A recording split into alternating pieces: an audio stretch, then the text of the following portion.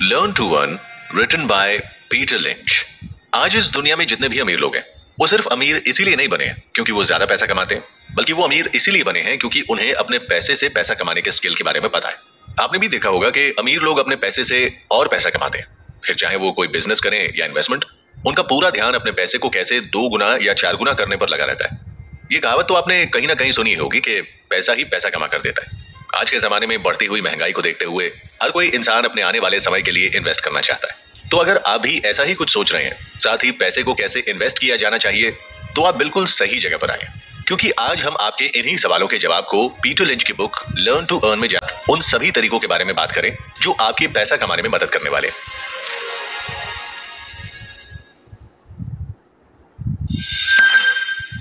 की learning, life में कुछ पाने के लिए अपने कंफर्ट जोन से बाहर निकले। जब भी बात इन्वेस्टमेंट की आती है तो लोगों के दिमाग में सबसे पहले शेयर मार्केट का नाम आता है। ऐसा इसीलिए क्योंकि शेयर मार्केट में इन्वेस्टमेंट करके लोग बहुत पैसा कमा रहे हैं। लेकिन शेयर मार्केट को लेकर आज भी बहुत से लोगों के दिमाग में ये बात रहती है कि शेयर मार्केट एक रिस्की इन्वेस्टमेंट होता है, जिसमें कोई इन्वेस्टमेंट करेगा तो वो उसमें पक्का फंस जाएगा।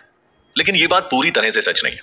अगर आपको शेयर बाजार के बारे में सही जानकारी है तो आप आराम से यहाँ प्रॉफिट बना सकते हैं। अगर आप अपने आसपास देखेंगे तो आप पाएंगे कि आपके पास पहले से बहुत सारी चीजें मौजूद हैं जिनमें आप अपना पैसा इन्वेस्ट करके अच्छा खासा प्रॉफिट कमा सकते हैं। जैसे कि आपके कोलगेट ब्रांड से लेकर आपके पास मौजूद फोन, आपके कपड़े या वॉच के ब्रांड, ये सभी कुछ ऐसी चीजें हैं जिनसे हमारा इंटरेक्शन सुबह से शाम तक होता है। ये सभी कुछ चीजें हैं जिनमें आप इन्वेस्ट करके प्रॉफिट कमा सकते हैं। लेकिन वो कैसे, आइए हम आपको बताते हैं।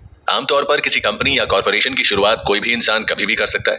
इसके लिए बस कुछ पेपर वर्क और फॉर्मेलिटी को पूरा करने की जरूरत होती है। देखा जाए तो ऐसी ज्यादातर कंपनी या कॉर्पोरेशन प्राइवेट ही होती हैं, जो कि किसी एक इंसान, पार्टनर्स या फिर कोई फैमिली मिलकर ऐसी कंपनी को चलाने का काम करती है।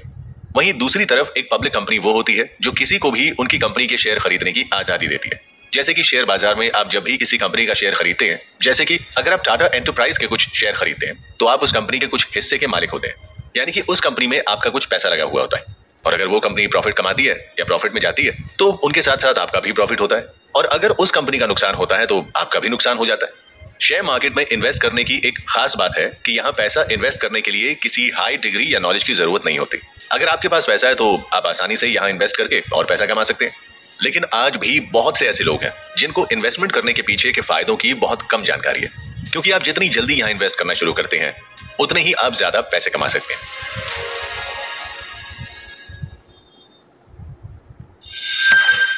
की लर्निंग, विरासत में मिली चीजों पर गर्व करें। भारत में स्टॉक मार्केट का इतिहास काफी बड़ा और पुराना है। सच कहा जाए तो बिना कैपिटलिज्म के ये स्टॉक मार्केट कुछ भी नहीं है। कैपिटलिज्म कैपिटल शब्द से मिलकर बना हुआ है, जिसका मतलब होता है पैसा, यानी कि आपके पास मौजूद घर, गाड़ी, पैसा, जमीन, ये सब आपका कैपिटल ही है।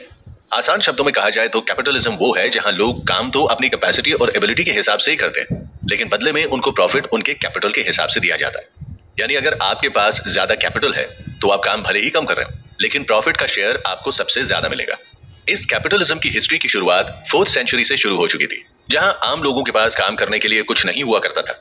लेकिन उस समय वो लोग अपने कपड़े और खाने का इंतजाम करने के लिए किसान या मजदूर की तरह लैंडलॉर्ड की जमीन पर काम किया करते थे। फिर बाद में जमीन से मिले प्रॉफिट का एक बड़ा हिस्सा लैंडलॉर्ड अपने पास रखते थे और मजदूरों को काम करने के बदले में सिर्फ गुजारा करने लायक ही पैसा देते थे।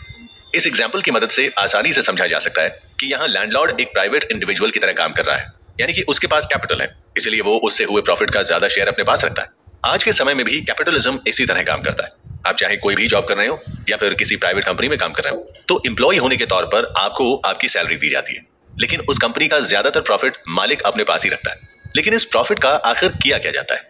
दरअसल जो कंपनी अपने शेयर को पब्लिक रखती है वो इस प्रॉफिट को दूसरे लोगों के साथ शेयर करती है। जैसे कि अगर आपने एप्पल की कंपनी के शेयर खरीदे हैं तो आप भी उस कंपनी के शेयर होल्डर कहलाएंगे, और प्रॉफिट होने पर वो कंपनी आपके साथ अपना शेयर करेगी।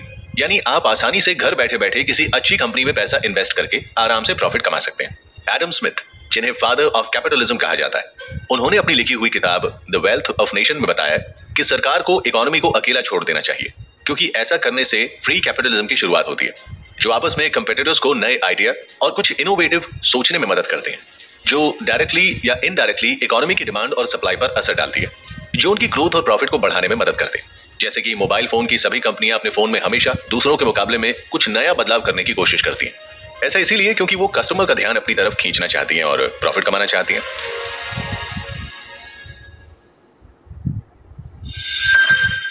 की लर्निंग, कंपनी के ग्रोथ रेट पर पड़ता है बैंक और पॉलिटिक्स का असर। आज के समय में भारतीय शेयर बाजार को दुनिया के टॉप शेयर मार्केट में से एक माना जाता है। इसे एशिया का सबसे पुराना स्टॉक एक्सचेंज भी जाना जाता है। सबसे पहले साल 1850 में शेयर बाजार की शुरुआत एक बरगद के पेड़ के नीचे से की गई थी। चर्चगेट इलाके में हनीमन सर्कल के टाउन हॉल के पास इस पेड़ के नीचे दलाल इकट्ठा होते थे और शेयरों का सौदा करते थे, लेकिन किसी दुर्घटना होने की वजह से उसे वहां से शिफ्ट करना पड़ गया था। इस तरह जब धीरे धीरे देश में कई बड़ी कंपनियां उभर के आने लगी तो इससे देश की इकोनॉमी पर अच्छा असर पड़ने लगा। आगे चलकर इन्हीं कंपनियों के बड़े बड़े ब्रांड्स बनने लगे, जिसकी डिमांड इकोनॉमी में काफी बढ़ने लगी। अपने ब्रांड को प्रमोट करने के लिए धीरे धीरे लोगों ने एडवर्टाइजमेंट का सहारा भी लिया। जैसे जैसे ये बड़ी बड़ी कंपनियां और भी ज्यादा बड़ी होने लगी, वैसे वैसे इन कंपनियों के लोगों की जरूरत और डिमांड पूरी करने के लिए फंड और पैसों की जरूरत पड़ने लगी, जिसके लिए इन कंपनियों ने बैंक से लोन लेने के अलावा अपनी कंपनी के शेयर को आम लोगों के लिए पब्लिक कर दिया। लेकिन आने वाले समय में जानी मानी कंपनियां दूसरे छोटे बिजनेस को नुकसान ना पहुंचाएं या फिर उनको मार्केट में अपनी मोनोपोली बनाने से रोकने के लिए सेबी को लाया गया। सेबी यानी securities exchange board of India. ये एक रेगुलेटरी ऑर्गेनाइजेशन है जो मार्केट में होने वाले सारी एक्टिविटी जैसे कि security market, trading platform, share बाजार, ब्रोकर्स पर बहुत कड़ी निगरानी करता है। इस तरह की सभी कंपनियां जो कैपिटल मार्केट और शेयर बाजार से जुड़ी हुई होती हैं, उन सबको मैनेज और कंट्रोल करने का काम सेबी करती है। इसके अलावा जो भी ब्रोकर्स या कंपनी कैपिटल और शेयर बाजार में गैर कानूनी तरीके से काम और मार्केट में धोखाधड़ी करती है तो सेबी उन पर सख्त कार्यवाही करती है। इसके अलावा सेबी समय समय पर नए नियम लागू करती है जिससे शेयर बाजार को और छोटे इन्वेस्टर्स को कोई नुकसान ना हो और मार्केट अच्छे से चलता रहे और हमारे देश की इकोनॉमी बढ़ती रहे।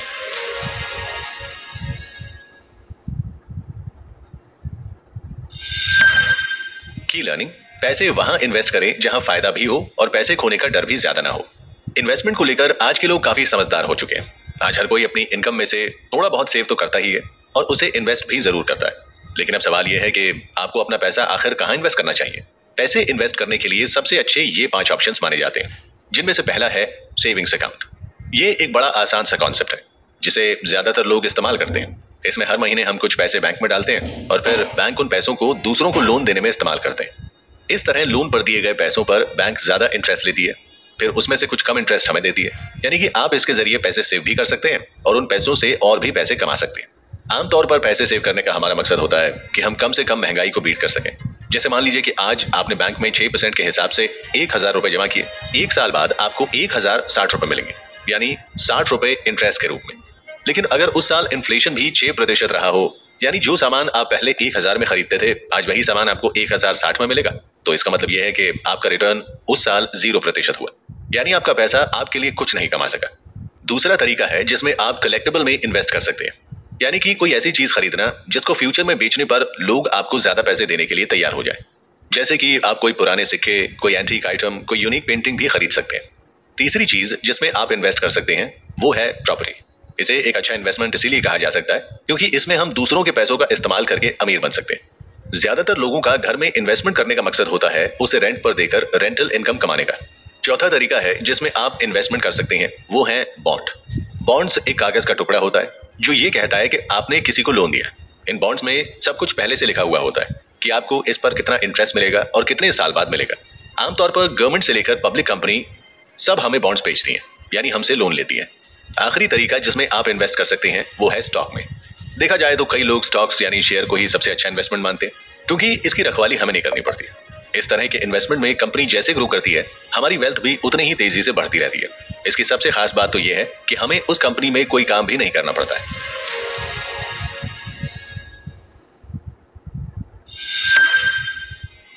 की लर्निंग, स्मार्ट तरीके से पैसा इन्वेस्ट करने की सोचें। इन्वेस्टमेंट करने की प्लानिंग तो सभी जानते हैं, लेकिन इस समय पर यह फैसला बेहद कम ही लोग ले पाते हैं। दरअसल इन्वेस्टमेंट को लेकर लोगों के मन में इतने सवाल होते हैं कि इसका जवाब ढूंढते हुए उनके हाथ से समय ही निकल जाता है। आइए आज हम आपको म्यूचुअल फंड के बारे में बताते हैं। म्यूचुअल फंड एक ऐसा फंड है जिसे एसेट मैनेजमेंट कंपनीज ऑपरेट करती हैं। इन कंपनियों में कई लोग अपने पैसे को इन्वेस्ट करते हैं और म्यूचुअल फंड इन्हीं पैसों को आगे किसी बॉन्ड, शेयर मार्केट समेत कई जगहों पर इन्वेस्ट कर देता है। सीधे शब्दों में कहें तो म्यूचुअल फंड बहुत सारे लोगों के पैसों से बना एक फंड होता है। यहाँ पर एक फंड मैनेजर होता है जो फंड को सेफ तरीके से थोड़ा थोड़ा करके बहुत सी जगह पर इन्वेस्ट करता है। यहाँ मौजूद फंड मैनेजर का काम होता है मार्केट में अलग अलग कंपनियों को स्टडी करना और ये देखना कि कौन सी कंपनी आने वाले समय में ग्रो कर सकती है। ये म्यूचुअल फंड इस तरह से काम करता है जैसे कि आपने 10,000 रुपए इसमें इन्वेस्ट किए और किसी दूसरे इंसान ने 20,000 रुपए दिए। अब फंड मैनेजर इन सारे पैसों को कई अलग अलग कंपनियों में इन्वेस्ट कर देता है। अगर ये सारी कंपनियां ग्रो करती हैं तो ये सारा प्रॉफिट इन्वेस्टर्स को उनके लगाए गए पैसों के हिसाब से दे दिया जाएगा। इसी तरह अगर लॉस हुआ तो वो भी इन्वेस्टर्स को ही झेलना पड़ता है। अब क्योंकि फंड मैनेजर हमारे लिए काम करता है तो वो इसके लिए हमसे कमीशन भी लेता है। ये म्यूचुअल फंड का सबसे बड़ा फायदा है कि आप यहाँ 500 रुपए या 1000 रुपए से भी SIP की शुरुआत कर सकते हैं।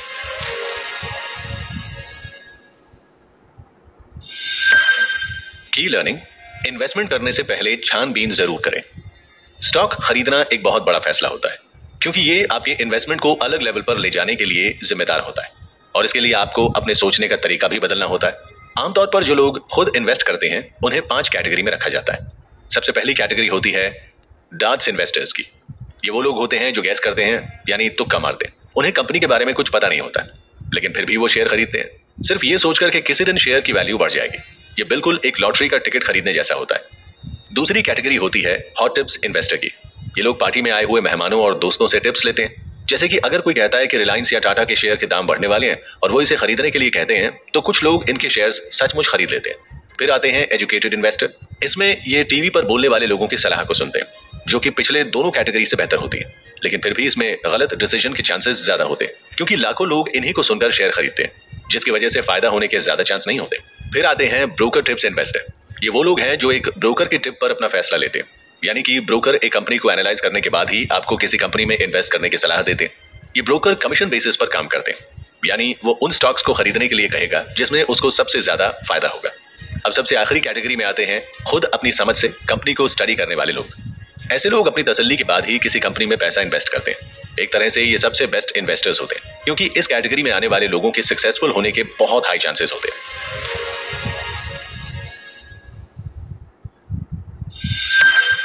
की लर्निंग, किसी स्टॉक का चुनाव करने से पहले उसे कंपेयर जरूर करें। भारत में स्टॉक का कारोबार बॉम्बे स्टॉक एक्सचेंज जैसे एक्सचेंजों पर किया जाता है जो दुनिया में सबसे पुराना स्टॉक एक्सचेंज भी है। भारतीय शेयर बाजार में ट्रेडिंग दिन के कुछ फिक्स समय में ही की जा सकती है जो है सुबह 9:15 बजे से लेकर शाम 3:30 बजे तक। यहाँ अक्सर किसी शेयर को खरीदने या बेचने का फैसला लेते समय उसके क्लोजिंग रेट को देखा जाता है। किसी कंपनी को सही से समझने के लिए उस कंपनी की ट्रेडिंग कीमत को नहीं बल्कि उसकी बैलेंस शीट को देखना जरूरी होता है। कंपनी की बैलेंस शीट को देखकर आसानी से अंदाजा लगाया जा सकता है कि कंपनी पर कितना कर्ज है और क्या ये आगे चलकर अच्छा प्रॉफिट दे पाएगी या नहीं।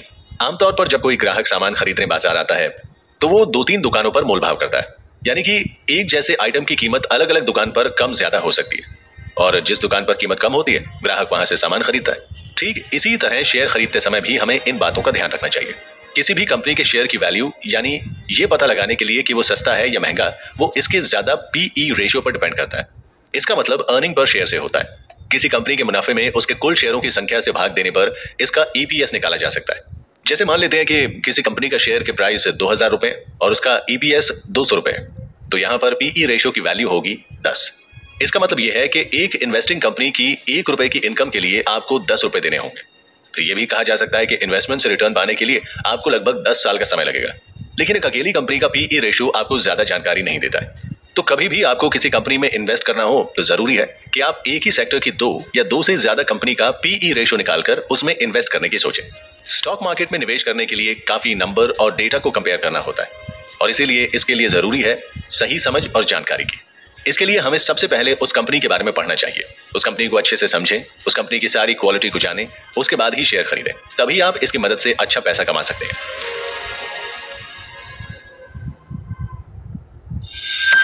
की लर्निंग, इकोनॉमी में पैसे के फ्लो को बैलेंस करना है बहुत जरूरी। हम इंसानों की तरह ही स्टॉक मार्केट की एक लाइफ साइकिल होती है जिसके अलग अलग फेजेस होते हैं। सबसे पहला फेज होता है बर्थ यानी जन्म का, जहां कंपनी पब्लिक होकर अपने शेयर बेचती है। इसके बाद कंपनी स्टॉक एक्सचेंज पर कारोबार के लिए शेयर पेश करती है जहां हर कोई कार्यवाही में शामिल हो सकता है। इसे खरीदने से पहले लोग कुछ हफ्ते या महीनों तक इंतजार करके ये देखते हैं कि कहीं शेयर के दाम गिरने वाले तो नहीं है। आमतौर पर नई कंपनी शुरुआत में अच्छा ग्रो करती तो है लेकिन ज्यादा समय तक मार्केट या इकोनॉमी में रह नहीं पाती। इसके बाद आती है कंपनी की मिडिल एज, जहां कंपनी खुद को इकोनॉमी में बनाए रखती है, साथ ही ग्रो और डेवलप भी होती रहती है। इसके लिए कुछ कंपनियां बाकी कंपनियों के साथ मर्ज होकर मार्केट में सर्वाइव होने की भी कोशिश करती हैं। जिसके बाद आती है कंपनी की ओल्ड एज। इस फेज में जो कंपनी सर्वाइव कर पाती है वो इन्वेस्टमेंट करने के लिए सबसे अच्छी कंपनी मानी जाती है। अगर आप ऐसी कंपनी में अपना पैसा इन्वेस्ट करते हैं तो आप लगभग 25 सालों में एक अच्छी मोटी रकम कमा सकेंगे।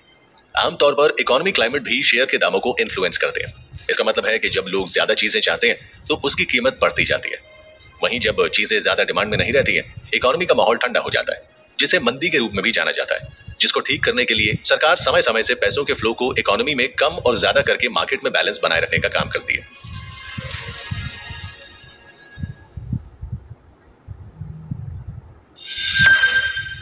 शेयर बाजार को लॉन्ग टर्म में प्रॉफिट बनाने का अच्छा जरिया माना जाता है, लेकिन इसमें पेशेंस और डिसिप्लिन की भी जरूरत पड़ती है। साथ ही यहाँ बाजार की समझ और कंपनियों की जानकारी रखना भी उतना ही जरूरी है। आमतौर पर बाजार में उन कंपनियों को पसंद किया जाता है जिनके रेवेन्यू और प्रॉफिट में लगातार बढ़ोतरी हो रही हो, क्योंकि उस कंपनी में लोग इन्वेस्ट करना ज्यादा पसंद करते हैं। कई बार हम पूरी कोशिश करते हैं कि हमें कोई जोखिम ना पहुंचे, लेकिन हमें रिस्क लेने के लिए हमेशा तैयार रहना चाहिए। शेयर मार्केट में इन्वेस्ट करते समय हमें जल्दबाजी में कोई फैसला नहीं लेना चाहिए, क्योंकि यहाँ लोग अपने अनुभव से सीखते हैं। इसीलिए सही प्लानिंग के साथ ही इन्वेस्ट करें। हम उम्मीद